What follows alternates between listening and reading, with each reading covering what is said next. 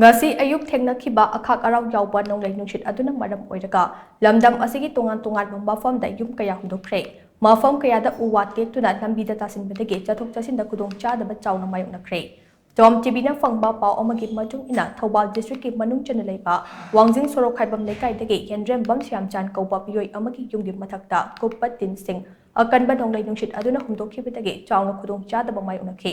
Nong leptana chubana madam oiraga imung adutagi maru oiba pochai sing hondoknaba honapada achobu khudong chadaba ama mayoknaki haire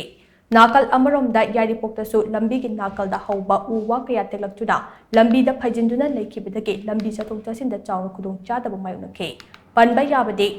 Indian Meteorological Department IMD gi report amana Manipur, Nagaland, Mizoram, Arunachal Pradesh, Assam amadi Meghalaya da tha asigi kuntaru fauba akanba nong churuba yai haina yellow alert lauthokjuna thiksen wa thamba lekhrabane amaromda NDRF na thadorokpa advisory amagi matung ina Bisnupur, Chandel, Churachandpur, Imphal East, Imphal West, Jiribam, Kakching, Kamjong, Kangpokpe, None, Frejol, Senapati, Tamenglong, Tengnopal, Thoubal, Urkhol District da akanamongda nong churagane Maram aduna miyamna safagadaba mafamsingda lebiyo haina khangalakhiba lekhrabane